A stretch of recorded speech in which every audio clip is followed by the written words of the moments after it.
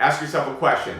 Am I an order taker or am I a negotiator? Now, one thing all the top sales reps have in common is they are all great negotiators.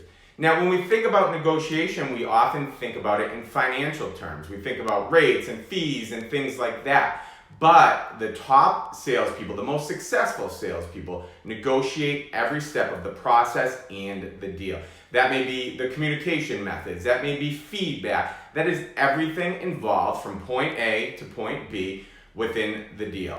So that's the first thing. Negotiate everything, get verbal contracts in place, and get buy-in from your buyer, from your candidate, from whoever you're speaking with. You need to be very detailed in your process and make sure that expectations are set and enforced every step of the way.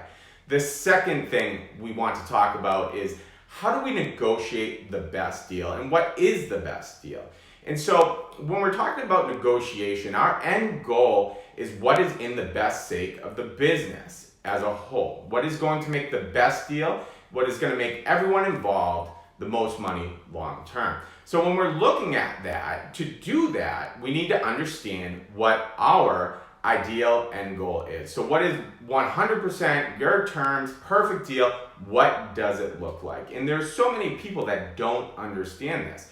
You can't begin to negotiate effectively unless you understand what the perfect deal looks like. What is the ideal situation for you? Now, with that said, if everything's in our favor, the deal likely won't work out. And if it does, it won't work out long term because there's at least two sides in the deal. And if just one person is happy, then it's not going to be good in the end. So, what do we want to think about? Well, first, who should have more of their terms in place? Now, when we think about it, the majority of people, as I said, are still order takers, and we need to get them to be great negotiators. But what that means is typically the other side of the deal, the person who is buying, is dictating the majority of the terms. Now, if we're looking at ourselves as experts in our field, industry, and on our product, we need to understand that we should be the ones that negotiate the majority of the terms. A healthy rule of thumb would be somewhere around 80% should fall into our ideal process. But with that said, we do need to give some during these deals. If you take a hard line on everything, if you say it's my way or the highway, you're not going to reach the sales goals that you're looking to reach. So take that into consideration.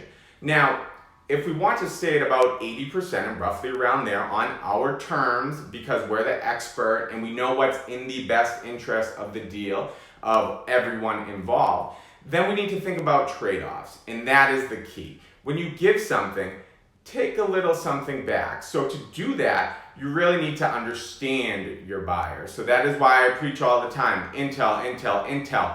Every step of the process, continue to gain information, motivators, drivers, and results they want from your product along the way, and you give them something and you take a little bit in return. So you know if something's important to them. If it's a driver that you talked about multiple times, if it's something that motivates them, if it's something they desperately need in place, if it's crucial to their business operations, then give them it. But take a little something back on your terms. So you can deliver and still have the deal work out that is very profitable for you and continues to raise the bar on your sales and your revenue as a company, while also keeping customers happy. So again, that is where we want to fall in negotiations, but to do so, we have to negotiate every step of the way, set clear-cut expectations, hold clients and ourselves accountable for each step in the process, and in the end, understand we are the experts on what we're selling. In knowing that, we want to make sure we understand our end goal, where we are in a 100% perfect world situation, and we want to meet somewhere just before that. So we give them a little bit, we keep them happy, and we close the deal where we are making great money, we're ensuring long-term business, and we're doing what's in the best interest of everyone involved. So if there's additional questions on that, please let me know. But seriously, sit back, ask yourself, am I an order taker or am I a negotiator? And if you are an order taker, start looking at where you can start to bring in some of your own expertise to these deals rather than just simply being directed around. So thanks, guys. Let me know if you have questions.